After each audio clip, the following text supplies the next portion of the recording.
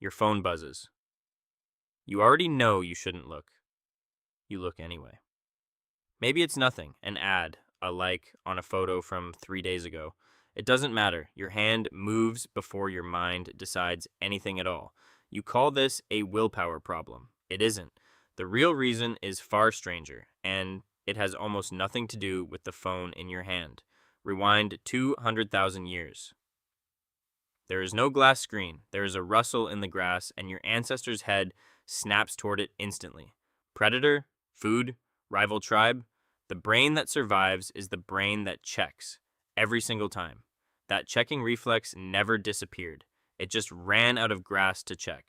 Neuroscientist Jaak Panksepp spent decades mapping emotional circuits shared across mammals.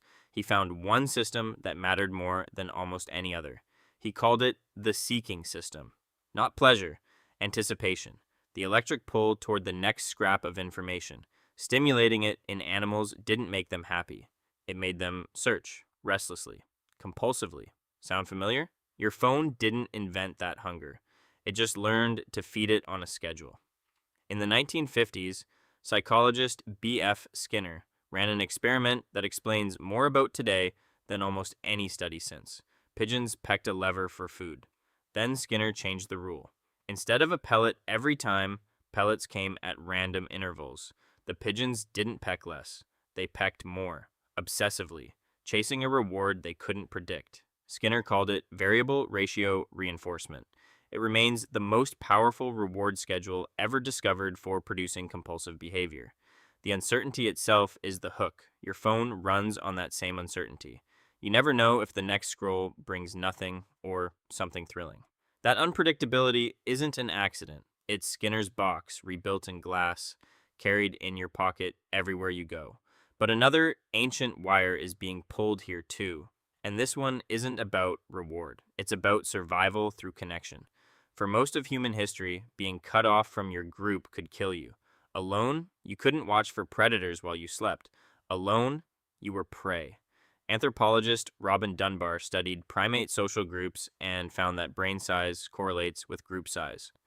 For humans, that ceiling sits around 150 relationships, now called Dunbar's number. But the deeper discovery was how those relationships got maintained, not through deep conversation, through something smaller, gossip. Dunbar argued that gossip functions for humans the way physical grooming functions for other primates.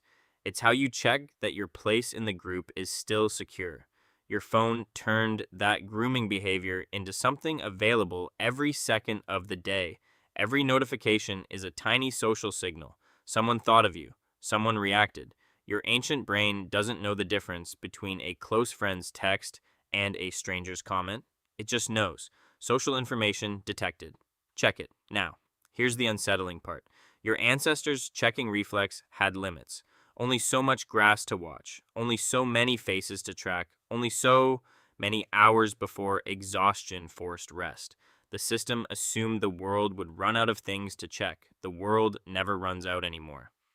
Psychologist John Cacioppo, who studied loneliness for decades, found that the brain tracks not just your real connections, but your perceived connection moment to moment.